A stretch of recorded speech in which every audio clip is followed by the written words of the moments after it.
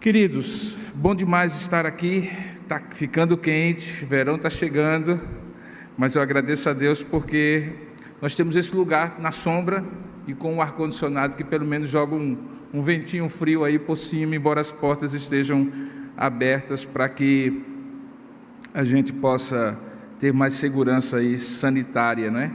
Nesses tempos de pandemia.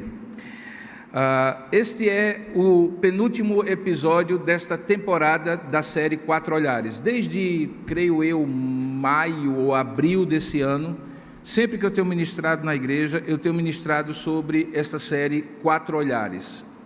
Os quatro olhares dos quatro evangelistas que colocam a sua visão, inspirada por Deus, logicamente, sobre tudo que Jesus é, sobre tudo que Jesus falou, sobre tudo que Jesus fez, e que está narrado nos quatro evangelhos. A primeira temporada foi a temporada chamada Princípios, como Marcos, Mateus, Lucas e João iniciam a contagem, a narrativa dos feitos de Jesus de maneira tão distinta, e nós vimos isso, e nesses princípios nós corremos a primeira temporada. A segunda temporada foi a temporada dos coadjuvantes, aquelas pessoas que fizeram e fazem parte da história de Jesus, a começar da sua mãe, do seu antecessor, Arauto, João Batista, dos apóstolos, e nós vimos como pessoas fazem parte da história de Jesus, mas sempre como coadjuvantes, como apoiadores da história de Jesus, alguns com mais importância, outros com menos importância, mas todos importantes para criar toda a história de Jesus.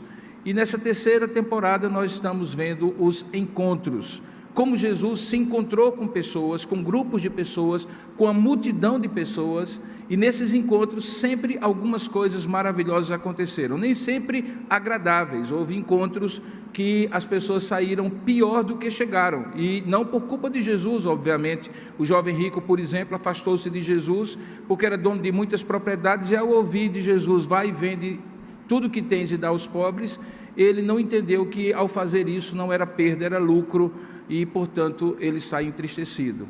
Hoje nós vamos encontrar dois grupos de pessoas. Eles na verdade se encontram com Jesus em diversos momentos. Eles são os extremos dos encontros de Jesus, mas extremos mesmo. Uns, Jesus sempre tinha um confronto com eles, e outros, Jesus sempre os acolhia. Eram os religiosos e eram os pecadores, ou publicanos e pecadores, como a Bíblia chama. Mas se você pensa que, por serem religiosos, aqueles que eram religiosos eram os que eram acolhidos, surpreenda-se, eram justamente eles que eram confrontados. E ao contrário deles, os que eram publicanos e pecadores, que teoricamente eu e você, talvez disséssemos assim: eu não quero nada com esse pessoal, porque moralmente e espiritualmente eles são completamente opostos a mim, eram justamente esses que Jesus acolhia. Que mistério é esse? Porque Jesus rejeitava os religiosos e acolhia os publicanos e pecadores? É justamente isso que nós vamos ver hoje pela manhã às 9 horas e também às 18 horas. Às 9 horas não, porque já são 9h37. E para isso eu gostaria de convidar você a abrir a palavra de Deus em Marcos capítulo 11. Nós vamos começar com os mercenários da fé, aqueles que Jesus rejeitava claramente mesmo. E nesse episódio fica mais claro ainda. Abra, portanto, a sua Bíblia em Marcos capítulo 11, verso 15 a 18. E aí você vai ver hoje uma prova daquele ditado que eu sempre uso aqui na igreja, que religião quando ajuda, ajuda muito, e quando atrapalha, atrapalha mais ainda. Há casos recentes no nosso país de pessoas que, infelizmente, religiosos de vários tipos, deram a certeza para nós que, no caso deles, as religiões ou a religião atrapalhou e atrapalhou muito, embora ela, quando ajuda, ajuda também muito, porque é algo que certamente nos favorece. Diz assim a palavra de Deus em Marcos capítulo 11, verso 15 a 18. Marcos 11, 15 a 18. E foram para Jerusalém, se referia a Jesus e os seus discípulos. E entrando ele no templo, passou a expulsar os que ali vendiam e compravam. Derribou as mesas dos cambistas e as cadeiras dos que vendiam pombas. Não permitia que alguém conduzisse qualquer utensílio pelo templo. E também os ensinava e dizia: não está escrito, a minha casa será chamada casa de oração para todas as nações? Vós, porém, a tendes transformado em covil de salteadores. E os principais sacerdotes e escribas ouviam estas coisas e procuravam um modo de lhe tirar a vida, pois o temiam, porque toda a multidão se maravilhava da sua doutrina. Que Deus abençoe a sua palavra. Amém. Vamos orar e pedir a Deus a sua bênção? Curva a sua cabeça, você que está aqui conosco, e também você que nos acompanha pelos canais oficiais da IP Tambaú. Vamos orar juntos. Ó Deus amado e querido Pai, nós oramos e rogamos a Ti nesta hora que o Senhor nos dê a clareza e a iluminação de entender a Tua palavra, que ela fale ao nosso coração pela ação do Teu Espírito por meio dela, e que nós saiamos deste lugar certos, ó Pai, daquilo que o Senhor falou conosco e abençoados pela Tua palavra. É assim que nós te oramos e agradecemos em nome de Jesus. Amém. Esse texto da palavra de Deus se encontra em 3 dos 4 evangelhos. Você o encontra aqui em Marcos capítulo 11, você encontra também em Mateus capítulo 21 e em Lucas. Ele parece com outro texto, com uma outra ocasião, ali em João capítulo 2, em que Jesus pela primeira vez faz uma limpeza no templo. Mas não é a mesma ocasião.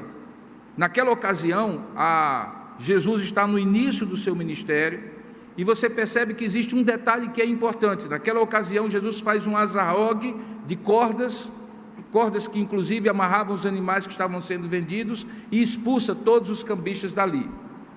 No início do ministério, ele havia feito isso. 3 anos e meio depois, chega Jesus naquela chamada Semana Santa, ou Semana da Paixão, no primeiro domingo, depois de ter entrado com aquela entrada triunfal, em que as pessoas colocavam ramos de palmeira e diziam para ele: bendito que vem em nome do Senhor. Ele, ao final daquele domingo, volta para a cidade de Betânia, onde ele se hospedava com os seus discípulos, provavelmente na casa de Maria, Marta e Lázaro. A história você pode ver depois. E na segunda-feira cedinho ele entra no templo. No caminho para o templo, ele encontra uma figueira e procura um fruto. A figueira é uma das 3 árvores sagradas para o judaísmo, junto com a oliveira e com a videira. Elas representam aspectos diferentes da bênção de Deus sobre o seu povo. A figueira dá figos, obviamente, e era então uma maneira de, pela manhã cedo, Jesus, quando ia para Jerusalém, vindo de Betânia, cruzando o Monte das Oliveiras, pegar aquela figueira, comer um fruto e começar o seu dia de pregações no templo. A figueira tem fruto nenhum.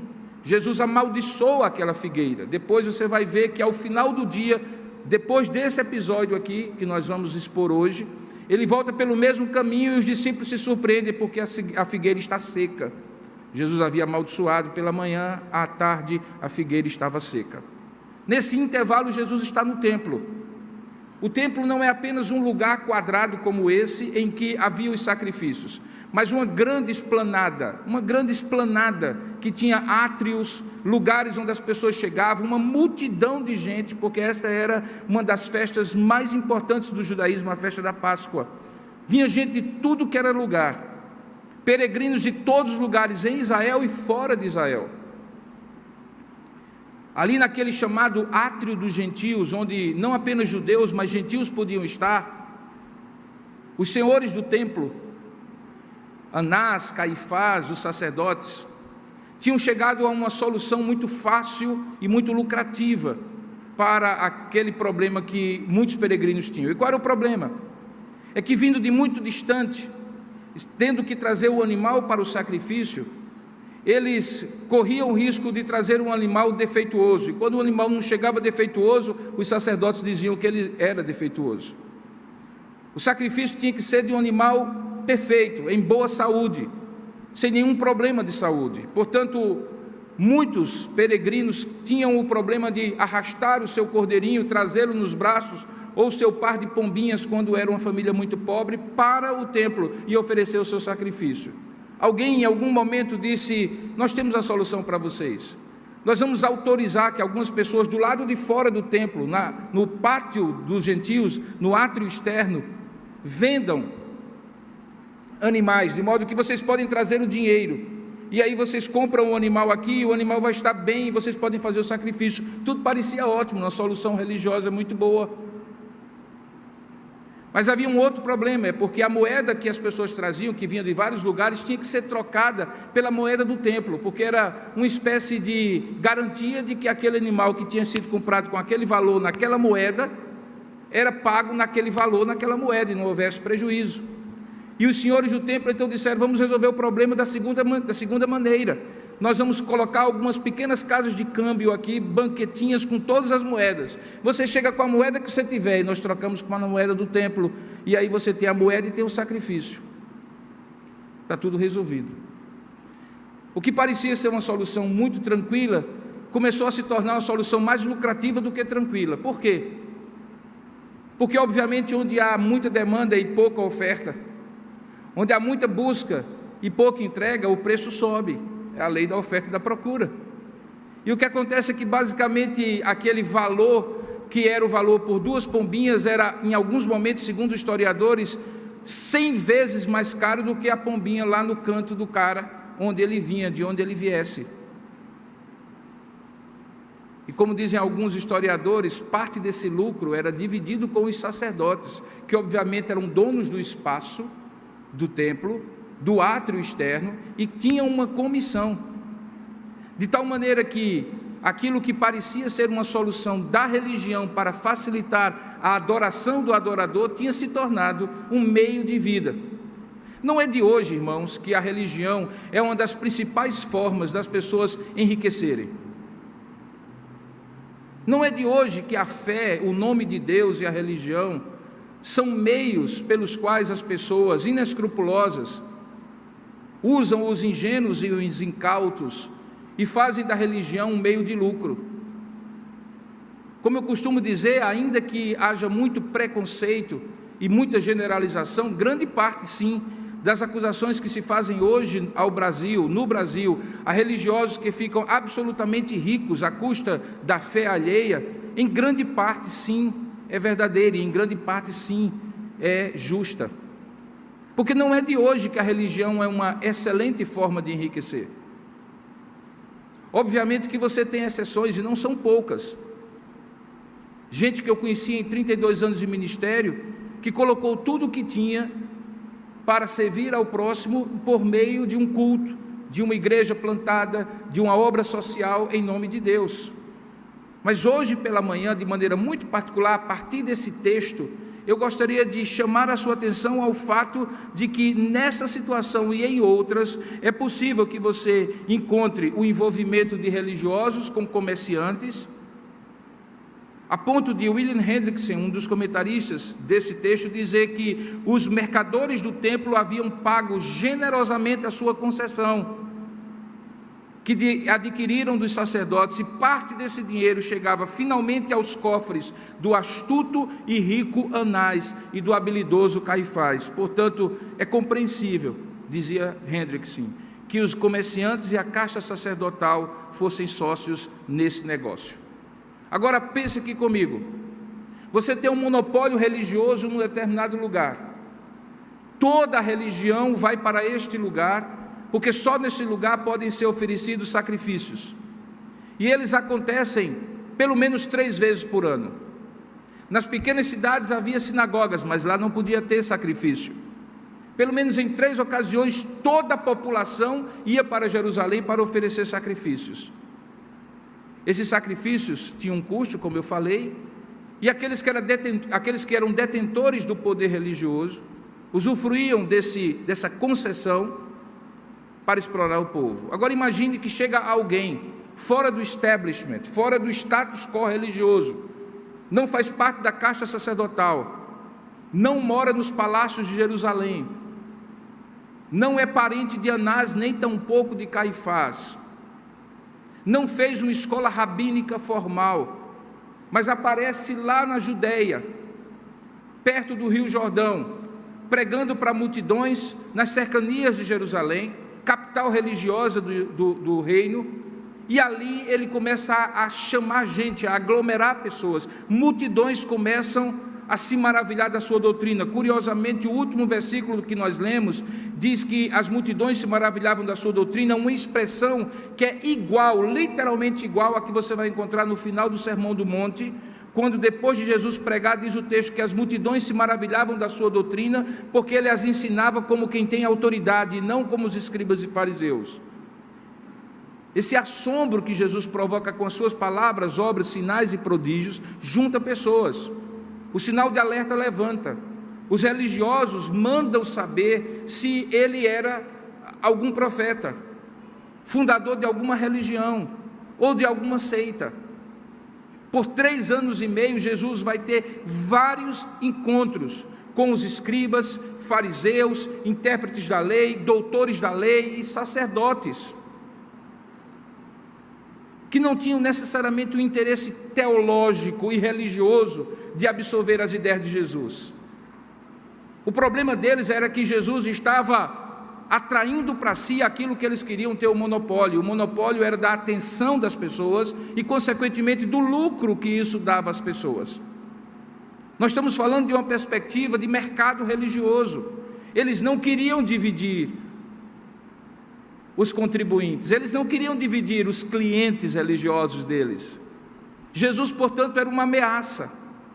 E se você olhar por esse viés, além daquele que obviamente é soberano, de que Jesus foi enviado para cumprir a sua missão de morrer por nós, as causas secundárias, os meios pelos quais ele cumpriu a sua missão, passam necessariamente pela inveja, o despeito e a concorrência religiosa daqueles homens de Jerusalém. Jesus representava uma ameaça para eles. Eles perderiam muito dinheiro se Jesus tivesse o êxito e o sucesso que ele acabou tendo. As pessoas começariam a questionar como Jesus era simples, andava a pé com seus discípulos, enquanto os sacerdotes viviam nos palácios em Jerusalém. Isso não fazia bem para a religião oficial da época. Portanto, quando Jesus chega e entra em Jerusalém naquele domingo que vai anteceder, é uma semana exatamente que vai anteceder o domingo da ressurreição, Jesus chega ao ápice do confronto com os mercenários da fé. Uma tensão crescente estava desde o início da relação de Jesus com aqueles homens. Jesus é duro com eles, em alguns momentos Jesus chamou eles de raça de víboras. O meigo nazareno reconhecia que aqueles homens tinham um coração como de um sepulcro caiado, bonitinho por fora, ordinário por dentro. E Jesus em vários momentos confrontou-os, chamou-os de hipócritas, de sepulcros caiados, disse que eles eram culpados do pior crime que alguém pode fazer em nome de Deus, que é enganar a fé alheia, que é atrair as pessoas com a mensagem de Deus e depois desviar essas pessoas com uma atitude, um comportamento distante daquela mensagem que você atraiu. Se é verdade que você é eternamente responsável por aquilo que cativa do ponto de vista religioso, Jesus chega a dizer assim: ai de vós, se ao tomar um desses pequeninos fizer tropeçá-los. É melhor você pegar uma pedra, pendurar no pescoço e se largar, do que servir de pedra de tropeço para um desses pequeninos. Portanto, quando isso tudo vai crescendo e crescendo e crescendo, por um lado as multidões se atraem pela simplicidade e autoridade da mensagem de Jesus, que destoava, era o oposto daquilo que os sacerdotes pregavam e viviam, e por outro lado vai crescendo também a oposição por conta dessa primeira situação. Quando chega, portanto, aqui na primeira semana, esse crescente chega ao ponto do transbordamento. E o transbordamento começa quando Jesus entra no templo, ou antes disso, quando Jesus entra em Jerusalém, e você pode ver isso já em Mateus capítulo 21, que é o texto paralelo a esse. E quando Jesus chega e entra em Jerusalém, ele está montado num jumentinho, os seus discípulos estão ao seu redor, e as multidões o aclamam, como profeticamente se dizia no Antigo Testamento que aclamariam o Messias. Hosana, bendito que vem em nome do Senhor.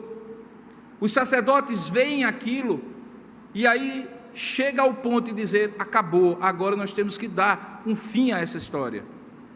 O texto, ou vários textos da Bíblia, mostram que eles começam a urdir, a fazer uma trama para matar Jesus, mas o grande problema era justamente a multidão que apoiava Jesus. Eles tinham que matar Jesus na surdina, e aí você agora entende, porque eles se aproveitam da noite da quinta-feira, quando Jesus está orando no Getsêmani, e a multidão está dormindo, para de noite fazer aquilo que de dia, à luz do dia, diante da multidão, eles não podiam fazer. Depois de Jesus ter entrado no templo, no dia seguinte, na segunda-feira, que é o texto que nós lemos, ele chega no templo e vê aquela situação. E a situação que ele viu, semelhante àquela primeira do início do seu ministério, era dantesca. Era uma feira ao ar livre. Num lugar que deveria ser um lugar em que as pessoas chegassem contritas e quebrantadas para oferecer o seu sacrifício a Deus. E como nós bem sabemos, da mesma maneira que o nosso culto não começa aqui nessas quatro paredes, mas a maneira como saímos de casa, e a maneira como saímos de casa reverentemente, agradecidos, oferecendo o nosso culto a Deus, para nos encontrar aqui com os nossos irmãos e oferecer juntos a Deus, porque o culto não está restrito às quatro paredes da igreja. O que esperava-se era que aqueles homens, quando chegassem no templo, tivessem uma atitude piedosa, reverente, de quem está entrando na presença de Deus, pegando o seu cordeirinho, as suas duas pombinhas e oferecendo em sacrifício. Mas o que Jesus vê? Um cheiro horrível de fezes, de urina de animais no templo do Senhor. Pessoas gritando, dizendo: o meu cordeiro está mais barato, olha aqui, 3 por 5. Uma feira ao ar livre. Gente roubando no câmbio, dizendo que a moeda valia menos porque vinha de mais longe. E tudo isso vai causando em Jesus uma repulsa, um zelo, uma agonia espiritual. Porque aquele Jesus não era apenas o filho de Maria casado com José. Lembremos, ele era aquele que no templo receberia aquele culto. Fazendo uma comparação muito simples, era como se o dono da casa sentasse à mesa para comer e chegassem para eles comida estragada e em pratos e copos sujos, sendo o dono da casa. Jesus então reage de uma maneira tal que muitos acham ser veemente demais, porque ele pega naquele lugar e vai derrubando aquelas mesas de câmbio, soltando os animais provavelmente e expulsando as pessoas. Irmãos, nós estamos falando de centenas de pessoas que na fúria zelosa de Deus, encarnado no seu Filho, são expulsos ali daquele templo. Aquilo causa um problemão enorme, não apenas porque havia uma desordem natural com aquele monte de gente saindo dali expulsa, mas porque alguém vai lá certamente e diz para os sacerdotes: um louco chegou aí e está acabando com o nosso negócio.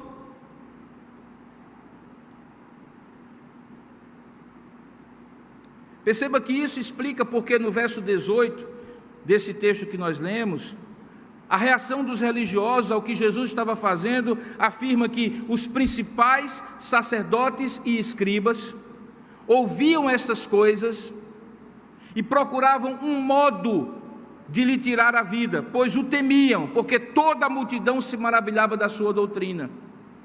Explica porque Lucas capítulo 19, que é o texto paralelo a esse, no verso 47 e 48, dizem assim: diariamente Jesus naquela semana ensinava no templo, mas os principais sacerdotes, os escribas e os maiorais do povo procuravam eliminá-lo. Contudo, não atinavam ainda em como fazê-lo, porque todo o povo, ao ouvi-lo, ficava dominado por ele.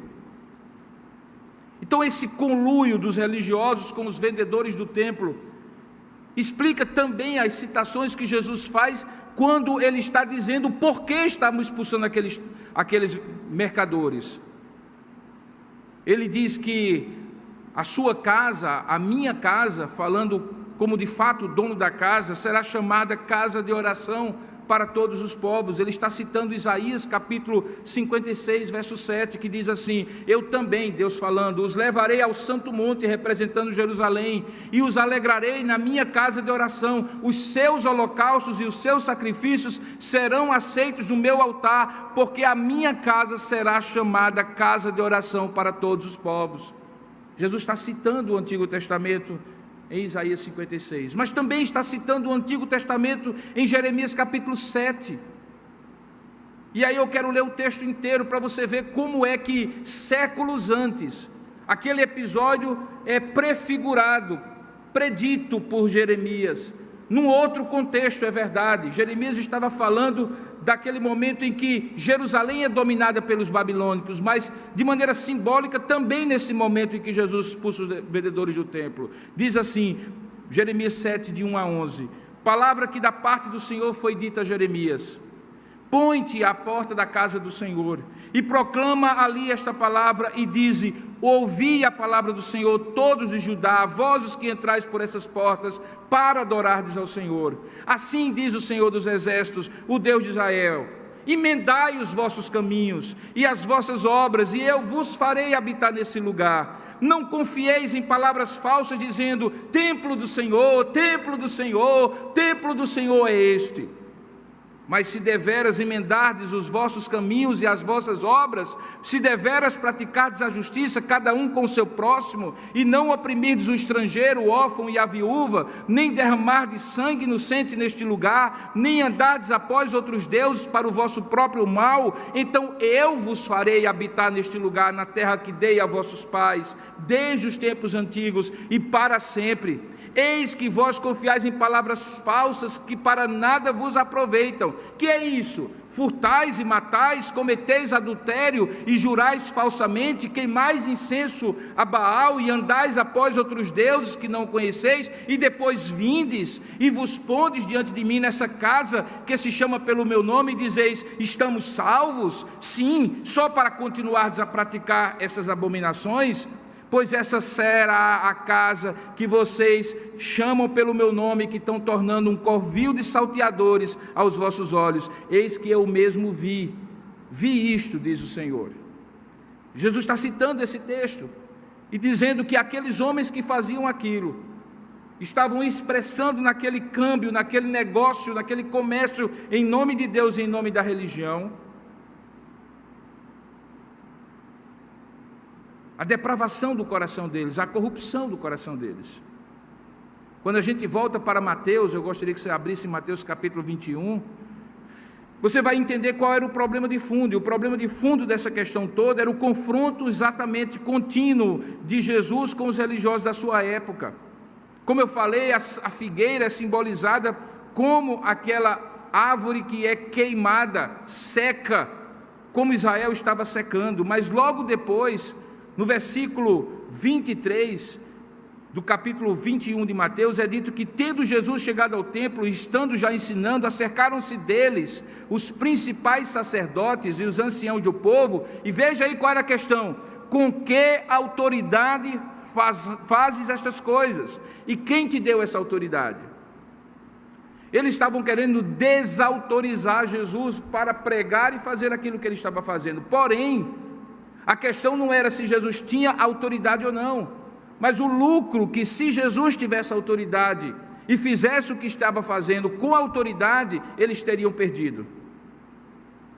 Veja no capítulo 21 aí de Mateus, e é muito interessante, porque quando você tem vários olhares sobre a Bíblia, uma mesma passagem, você vai entendendo e encaixando as coisas. Marcos é bastante sucinto, conta a história, mas Mateus dá um contexto maior. E no contexto maior você vê que depois de Jesus ter entrado no templo, secado a figueira, expulsado os comerciantes, os mercenários da fé, na sequência, em Mateus capítulo 21, ele conta duas parábolas, e essas duas parábolas têm a ver com o que ele falou, porque o capítulo 21, 22 e 23 de Mateus é o ápice do confronto de Jesus com os mercadores da fé. Veja que ele conta primeiro a parábola dos dois filhos, está em Mateus capítulo 21, 28 a 32. E se você me permite, eu vou ler para você entender que Jesus dava a mensagem assim, na titela do sujeito. Eles entendiam porque a carapuça servia para eles. Jesus conta a seguinte parábola, em Mateus capítulo 21, 28 a 32, logo depois dessa expulsão. Diz, olha, um homem tinha 2 filhos. Chegando-se ao primeiro, diz, filho, vai hoje trabalhar na vinha. E ele respondeu, sim, Senhor, porém não foi. Ele então dirige-se ao segundo, e disse-lhe a mesma coisa, mas este respondeu, não quero, mas depois arrependido foi. E aí Jesus pergunta àqueles homens, qual dos 2 fez a vontade do Pai? E eles disseram, o segundo. Declarou-lhe Jesus, em verdade vos digo, que publicanos e meretrizes, meretriz é prostituta, que publicanos e prostitutas vos precedem no reino de Deus, porque João Batista veio a vós outros no caminho da justiça e não acreditastes nele, ao passo que publicanos e meretrizes creram, vós porém, mesmo vendo isto, não vos arrependestes, afinal, para acreditardes neles. Vocês são o filho primeiro, que disse que ia e não foi, porque vocês são o povo da aliança desde o Antigo Testamento, foi a vocês primeiro que eu apresentei a minha revelação. Eles entenderam. Depois Jesus conta uma segunda parábola, na sequência, nos versos 36, 33 a 46, que é a parábola do dono da vinha. Ele diz assim, olha, havia um homem, dono de casa, que plantou uma vinha, cercou-a de uma cerca, de uma sebe, e construiu nela um lagar para amassar a vinha, a uva, e produzir o vinho. Edificou-lhe uma torre para vigiar contra salteadores, e depois arrendou-a a uns lavradores. Depois ele se ausentou do país. Ao tempo da colheita, enviou os seus servos aos lavradores para receber os frutos que lhe tocavam. E os lavradores, agarrando os servos, espancaram a um, mataram a outro, e a outro apedrejaram. Ele então enviou ainda outros servos em maior número, e trataram-nos da mesma sorte. E por último, ele enviou o seu próprio filho, dizendo assim, a meu filho respeitarão. Mas os lavradores, vendo o filho, disseram entre si, este é o herdeiro, ora, vamos, matemo-lo e apoderemo-nos da sua herança. E agarrando-o, lançaram-no fora da vinha e o mataram. Quando, pois, pergunta Jesus a eles, vier o senhor da vinha, o que é que fará ele àqueles lavradores? E eles responderam, fará perecer horrivelmente a estes malvados e arrendará a vinha a outros lavradores, que lhe remetam os frutos nos seus devidos tempos. E então perguntou Jesus, e Jesus era um mestre da parábola, ele conta a parábola, ele convida as pessoas para a interação, faz uma pergunta, quando eles respondem, ele dá a lição, e a lição é, vocês nunca leram na Escritura? A pedra que os construtores rejeitaram, esse veio a ser a principal pedra, a pedra angular, isso procede do Senhor, e é maravilhoso aos nossos olhos. Portanto vos digo que o reino de Deus vos será tirado, e ele estava falando para os judeus, para os sacerdotes, para os mercadores do templo, para aqueles homens que tinham arrendado a área do templo a comerciantes inescrupulosos. Eu vos digo que o reino de Deus vos será tirado e será entregue a um povo que lhe produz os respectivos frutos. E todo o que cair sobre esta pedra, que ele é ele mesmo, ficará em pedaços, e aquele sobre quem ela cair ficará reduzido a pó. E aí, olha só como eles entenderam. Os principais sacerdotes e os fariseus, ouvindo estas palavras, ou parábolas, entenderam que era a respeito deles que Jesus falava, e conquanto buscassem prendê-lo, temeram as multidões, porque estas os consideravam como profetas. Aí Jesus conta uma terceira parábola, e tudo isso está acontecendo, irmãos, depois que a área é limpa, você entende? Jesus coloca todo mundo para fora, e nos dias seguintes ele vai todos os dias de manhã para aquele templo, depois de passar a noite em Betânia com seus discípulos, e buscando não o confronto pelo confronto, mas buscando o confronto para que aqueles homens pudessem arrepender-se, mas sabendo de antemão que eles não se arrependeriam, porque estava profetizado que eles na verdade seriam os algozes de Jesus. Ele conta uma terceira parábola, que já está no capítulo 22 de Mateus, do verso 2 a 14, e você vai me permitir ler novamente, porque o texto por si só fala, é a parábola das bodas. Boda significa festa de aniversário, em outras palavras. O reino dos céus é semelhante a um rei que celebrou as bodas do seu filho, pode ser de aniversário ou de casamento, diga-se de passagem. Então enviou os seus servos a chamar os convidados para as bodas, mas estes não quiseram vir. Enviou ainda outros servos com esta ordem: dizei aos convidados: eis que já preparei o meu banquete, os meus bois e cevados já foram abatidos, e tudo está pronto, vinde para as bodas. Eles, porém, não se importaram e se foram, um para o seu campo, outro para o seu negócio, e os outros, agarrando os servos que foram enviados, os maltrataram e mataram. O rei ficou irado, e enviando as suas tropas, exterminou aqueles assassinos e lhes incendiou a cidade. Então virou-se para os seus servos e disse: a festa está pronta, mas os convidados não eram dignos. Agora vocês vão para as encruzilhadas dos caminhos, convidem para as bodas os quanto entrades. E saindo aqueles servos pelas estradas, reuniram todos que encontraram, todos, maus e bons, e a sala do banquete ficou repleta de convidados. Entrando, porém, o rei para ver os que estavam à mesa, notou ali um homem que não trazia veste nupcial, e perguntou-lhe: amigo, como entraste aqui sem veste nupcial? E ele emudeceu. Então ordenou o rei aos serventes: amarrai-o de pés e mãos e lançai-o para fora nas trevas, ali haverá choro e ranger de dentes, porque muitos são chamados, mas poucos são escolhidos. E eles entenderam que eles eram os convidados, que tinham sido convidados na primeira hora e rejeitaram o convite de Deus, e que aqueles que vieram depois eram justamente os gentios a quem Jesus agora pregava. Mas não eram gentios, qualquer um deles que poderia entrar tinha que ter aquilo que se chamava de veste nupcial, que era a própria redenção de Jesus Cristo. Esse é o símbolo da parábola.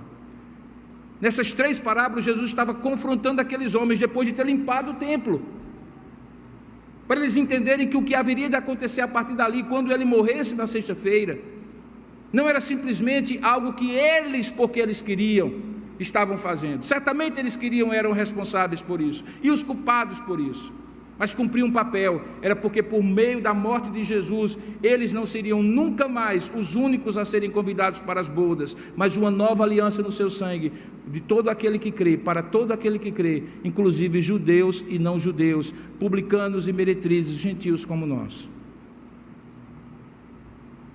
Se o tempo me permitisse, eu iria mais à frente e mostraria para você que depois dessas 3 parábolas, Mateus diz que os religiosos resolveram partir para o contra-ataque.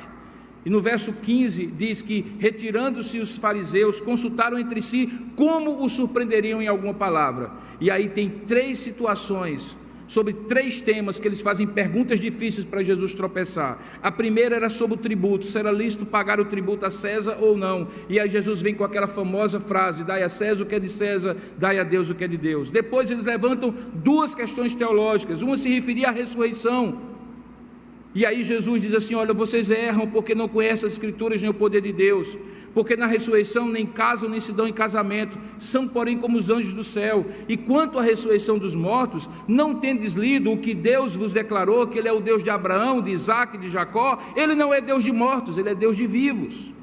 E a segunda questão teológica era sobre qual era o maior mandamento. Eles queriam que Jesus começasse a dizer que esse mandamento era maior do que o outro. Na lei de Moisés, Jesus chega com aquele: amarás o Senhor teu Deus de todo o teu coração, de toda a tua alma, de todo o teu entendimento. Este é o primeiro e grande mandamento. E o segundo, semelhante a este, é: amarás o teu próximo como a ti mesmo. E destes 2 mandamentos, e aí é a sabedoria de Jesus, depende toda a lei e os profetas. Veja que tudo isso está acontecendo nos dias seguintes, depois que o templo é purificado. Naquele embate com os mercadores da fé, Mateus comenta que ninguém lhe podia responder palavra alguma, nem ousou alguém a partir daquele dia fazer perguntas. Mas Jesus não vai alisando, e no capítulo 23, que eu já expus anteriormente num desses encontros, desses episódios dos encontros da 3ª temporada, Jesus se encontra com os religiosos. E se você ler o capítulo 23 de Mateus, você vai entender perfeitamente porque que Jesus tinha bronca com os escribas e fariseus.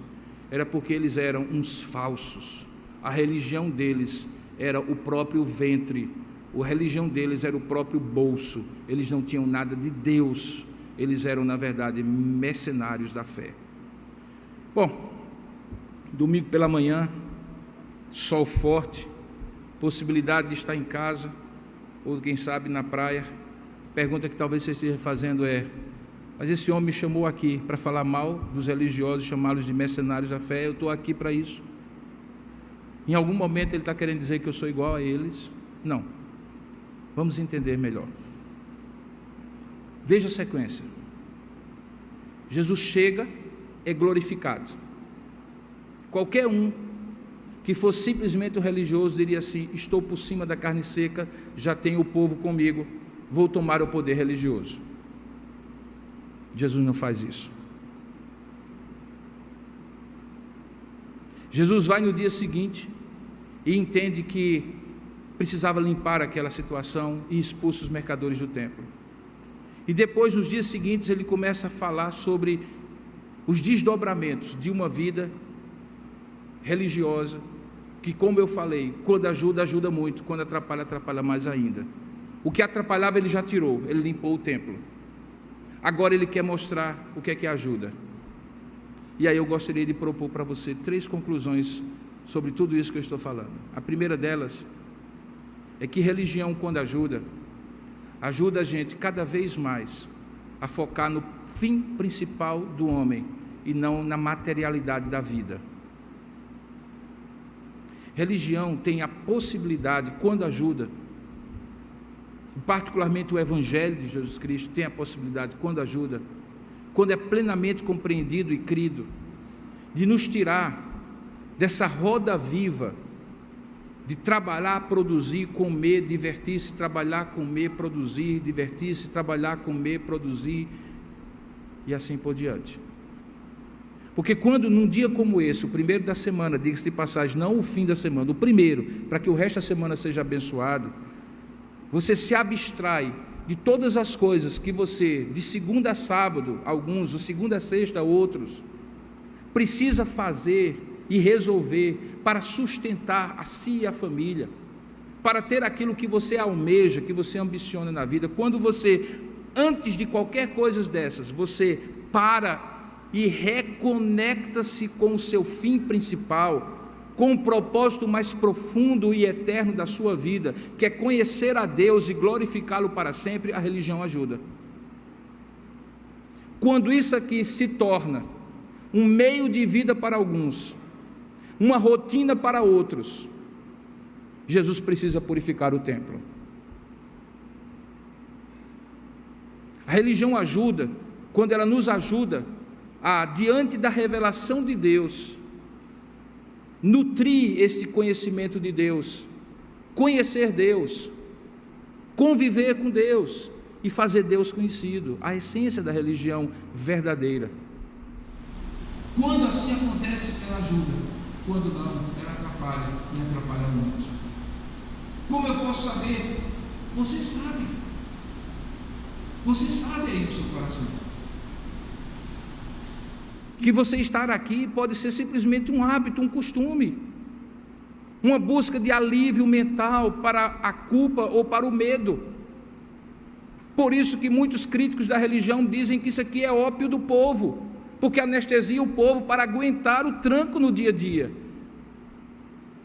E na verdade para alguns é sim um projeto de alienação da realidade da vida, ou de tentativa de sublimação diante da dificuldade da vida. Mas quando eu entendo, irmãos, que quando Deus me convida para conhecê-lo, para conviver com Ele e para fazê-lo conhecido, todas as práticas religiosas que estejam de fato emanadas da palavra são meios de graça, como nós chamamos a nossa teologia reformada. Eles me ajudam a crescer como pessoa. Ontem eu estava numa live com profissionais cristãos, jovens profissionais cristãos, e eles queriam entender como é possível você ser um cristão e militar na vida profissional de maneira ética, produtiva. E eu falei com eles sobre vocação e propósito de vida, que ao invés de pensar nas coisas do tipo como todo mundo pensa, eu vou procurar uma profissão e uma ocupação que me dê muito dinheiro para que eu possa ter tudo o que eu quero, como cristão eu deveria dizer que isso é secundário, porque o principal é qual é a minha vocação, o que é que Deus tem me dotado de dons e talentos, que eu possa desenvolver e produzir de tal maneira que glorifique o seu nome na terra. Porque se eu fizer assim, nada me faltará, o Senhor é o meu pastor, portanto eu terei aquilo que eu tanto busco, mas que eu não deveria buscar tanto como primeiro lugar, porque buscai, pois, em primeiro lugar o reino de Deus e a sua justiça, e todas as demais coisas vos serão acrescentadas. Assim também é com a religião. Eu não posso vir a um lugar como esse para receber bênçãos, eu não posso trocar as minhas bênçãos por uma contribuição de dízimo ou oferta. Eu não posso e não devo servir como uma forma de penitenciar-me, porque Deus tem sido tão bom para comigo e é tão ruim que eu vou me sacrificar no serviço da casa do Senhor, como uma forma de eu pagar de volta o que Ele me fez. Não, nenhuma dessas motivações pode estar no templo do Senhor. Jesus vai derrubar essas mesas de câmbio, Jesus vai expulsar esses mercenários da fé. Não. A única coisa que eu posso oferecer a Deus, e que nesse sentido a boa religião me ensina, é oferecer e consagrar a minha vida em gratidão. E tudo que eu fizer, tudo quanto eu fizer, deixar de fazer seja como uma forma de culto, mesmo que esteja fora do templo, porque a segunda realidade sobre a religião, quando ajuda, é aquela que não fica restrita ao templo. Porque a religião que fica restrita ao templo é hipocrisia. Culto é o que eu faço de segunda a sábado, e não apenas no domingo. Culto é a minha atitude para com a vida, para com o meu próximo. Culto é amar a Deus acima de todas as coisas e ao meu próximo como a mim mesmo. Jesus disse isso.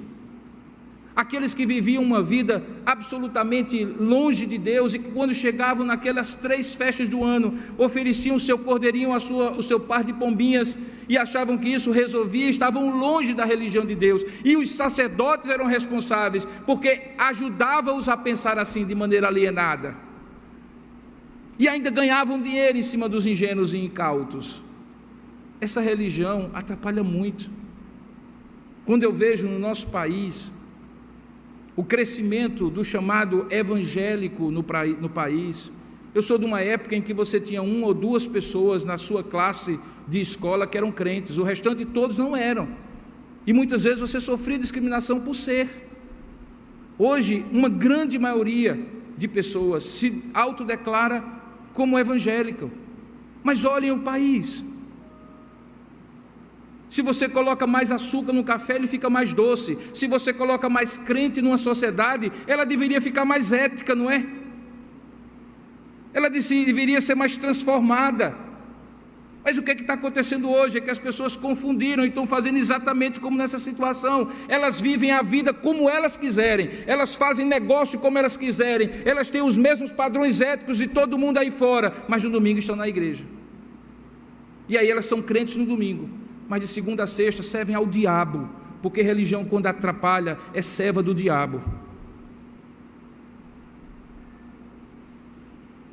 Religião que ajuda é aquela que me faz transcender o espaço físico e o espaço temporal. Em todo tempo eu dou graças, em todo tempo eu adoro, em todo tempo eu sirvo, em todo tempo eu amo ao Senhor. Eu amo ao Senhor quando eu estou fazendo um culto religioso, num espaço religioso, com pessoas religiosas e músicas religiosas, com temas religiosos, mas também quando eu estou fora, quando nada parece ser religioso. Ali está o meu culto, no meu trabalho, na maneira como eu me divirto, a maneira como eu me relaciono com as pessoas, a maneira como eu faço negócio. Essa dicotomia é típica de uma religião doentia e patológica, que eles aqui incentivavam e ainda ganhavam dinheiro em cima disso. Diga-se de passagem, essa é a melhor maneira de ganhar dinheiro pela religião. É quando você separa o chamado sagrado do secular e você libera as pessoas a viver na carne, ainda que elas tragam o dízimo e a sua oferta de sacrifício e participem das campanhas que você inventa de maneira criativamente para qualquer fim. É muito mais lucrativo esse tipo de religião do que aquela que apela à gratidão, à consagração, à confiança, à fé em Deus, simplesmente em reconhecer que tudo que eu sou e que eu tenho vem de Deus. Terceiro e último lugar, você percebe que nessa história, quando Jesus denuncia a falsa religião, ele está por contraste dizendo qual é a verdadeira religião. Da mesma maneira, quando Jesus diz que esses que deveriam ser os religiosos não estão sendo, é possível que dentre aqueles que não são religiosos, alguns possam estar sendo. E aí isso me dá o gancho para a mensagem de hoje à noite. Por que que Jesus dizia que publicanos e pecadores, meretrizes até, precederiam no reino de Deus os religiosos daquela época? Por que que Jesus acolhia uma mulher adúltera, como está lá em João capítulo 8, e rejeitava esses religiosos. Nós vamos descobrir hoje à noite, quando nós falarmos sobre o encontro de Jesus com os publicanos e pecadores, aqueles que todos rejeitavam e Jesus acolhia. Vamos descobrir por quê. O que eu gostaria que você saísse daqui pensando depois dessa mensagem? Jesus usa duas parábolas aqui, que são a parábola da vinha e a parábola dos trabalhadores, daqueles que foram arrendatários da vinha, né? Dos dois filhos que iam fazer alguma coisa e outros que eram os trabalhadores da vinha. A vinha, não sei se você já teve a oportunidade de ir numa vinha, mas como não tem um tronco forte, ela precisa de apoios.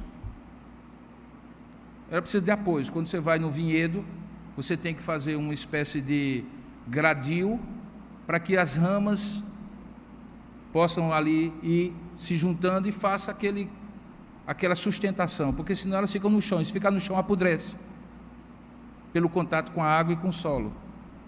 Então há um trabalho muito grande em quem cuida de vinhedos, em quem cuida de vinhas. Não é como uma mangueira, que você joga lá o caroço da manga, ela cresce, você coloca ali um gradil por algum tempo para o tronco o caule ainda não se inclinar, o caule ainda fragilizado, mas depois que o tronco vira tronco, você nunca viu alguém cortando, podando mangueira. Pelo contrário, mangueira se abre numa copa naturalmente, o galho que cair, caiu, porque ela tem um tronco muito forte. A vinha não. Dá muito trabalho. Precisa de uma treliça para segurar a vinha. Religião, vida com Deus, tem na vinha a essência, mas dá muito trabalho a gente segurar essa essência. Aquelas chamadas disciplinas espirituais é que explicam a vitalidade da vinha. Quando os pastores, quase que de maneira cansativa, falam sobre ler a Bíblia, orar, estar na igreja, servir, essas são as treliças da vinha. Essas disciplinas espirituais não são a vinha, mas elas dão sustentação para que a uva, o vinho novo, possa ser tirado. Religião que ajuda é aquela que a gente cultiva, por isso que é muito estranho a ideia de um crente nominal. Não existe crente nominal, não existe crente ausente. Crente que é crente está comprometido, identifica-se como tal.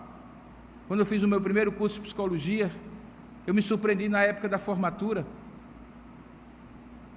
porque nós íamos fazer um culto em ações de graças. Eu já era pastor, então eu queria fazer um culto, eu não queria fazer aquela famosa cerimônia ecumênica que se faz.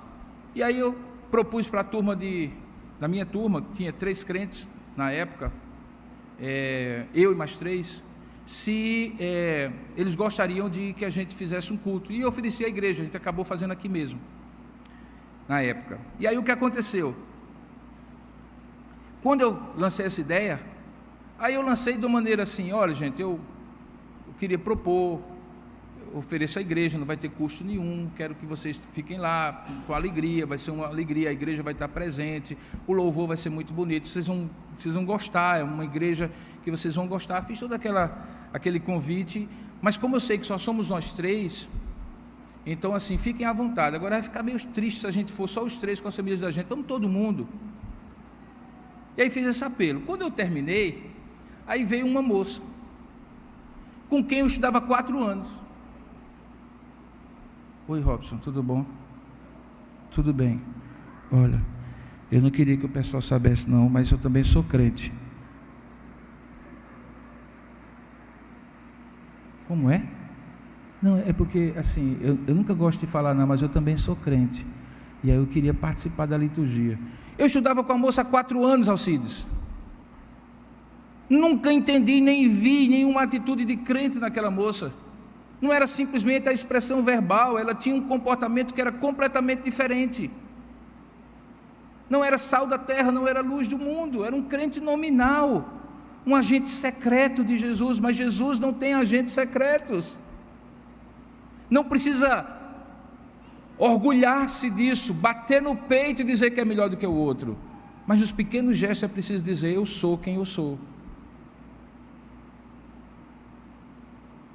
Saia daqui, hoje pela manhã, com a certeza de que, se você quiser cultivar uma religião sadia, esses princípios são fundamentais. Essa religião precisa estar para além das fronteiras do templo. Essa religião precisa ser um cultivo de disciplinas espirituais que façam a vinha florescer. Essa religião precisa ser uma influência benéfica sobre as pessoas, e não apenas uma relação de consumo em que você vem para consumir um produto e receber uma bênção. Religião é amar, conhecer, conviver com Jesus, fazê-lo conhecido e servir. Essa religião, quando ajuda, ajuda muito. A outra, que Jesus expulsou os mercadores do templo, atrapalha, e atrapalha muito mais. E na nossa geração tem atrapalhado muito a verdadeira religião. Que nós possamos, pela graça de Deus, cultivar essa religião que ajuda, e ajuda muito, baseada no Evangelho de Jesus Cristo. Eu convido você para orar nesse momento. Curva a sua cabeça, feche seus olhos por um instante. Vamos falar com Deus. Ó Deus amado e querido Pai, nós bem sabemos como a nossa tendência de coração é nos perdermos no caminho, erráticos como somos, cheios de falhas e defeitos. Mas o Senhor sempre nos colocará de volta no caminho, se o nosso coração for teu, se formos realmente teus. Ajuda-nos, no entanto, Pai, a não cair nesse erro terrível que esses homens que conheciam tão bem a Escritura, que viviam dentro do templo, que serviam aos outros, teoricamente, para o bem dos outros e para a glória do Teu nome, mas na verdade tinham como Deus o seu próprio ventre, o seu próprio bolso. Ajuda-nos a jamais cair neste erro, Pai, seja qual for a condição em que nós estivermos.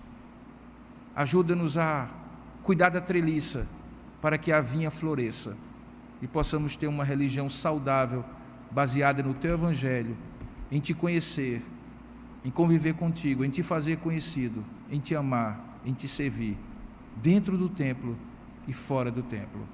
É assim que nós te oramos e Te agradecemos, em nome de Jesus. Amém.